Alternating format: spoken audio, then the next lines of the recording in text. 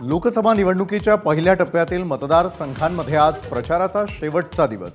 विदर्भातील 5 जिल्ह्यांमध्ये शुक्रवारी मतदान पार पडणार।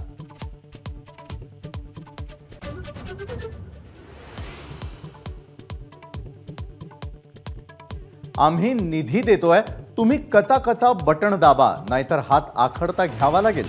इंदापूरच्या कार्यक्रमात अजित पवारांचं वादग्रस्त वक्तव्य।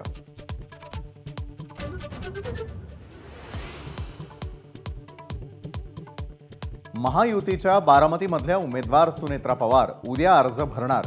उपमुख्यमंत्री देवेंद्र फडणवीस उपस्थित राहणार।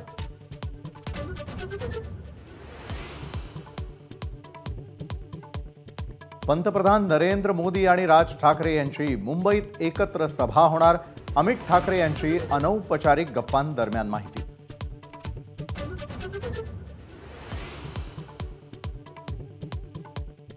नाशिकची जागा शिवसेनेलाच मिळणार। दीपक केसरकर यांचं वक्तव्य।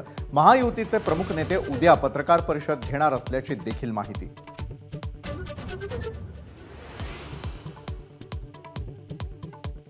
अमरावतीत राणा दाम्पत्यानं घेतली अभिजित अडसूळ यांची भेट। अडसूळ आणि राणा कुटुंबियांमधला अनेक वर्षांचा वाद शमला का, याची जोरदार चर्चा।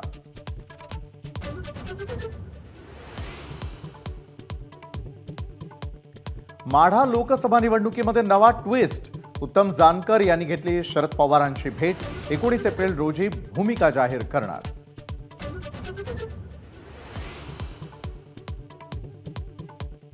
उत्तर मध्य मुंबईच्या जागेसाठी भाजपकडून उज्ज्वल निकम यांच्या नावाची चाचपणी सुरू असल्याची माहिती।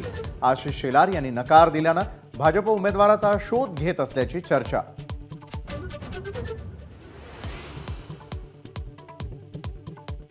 एकनाथ खडसेंना जीवे मारण्याची धमकी।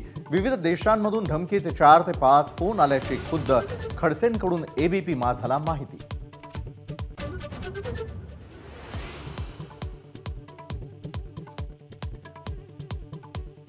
रामनवमी निमित्त अयोध्येमध्ये श्रीरामाच्या मूर्तीवर सूर्याभिषेक। राम मंदिराचं उद्घाटन झाल्यानंतरची पहिलीच रामनवमी असल्यानं भाविकांमध्ये मोठा उत्साह।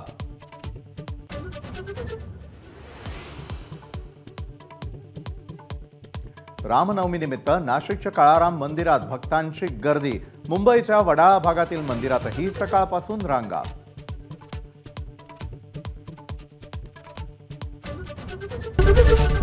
एबीपी माझा, उघडा डोळे बघा नीट।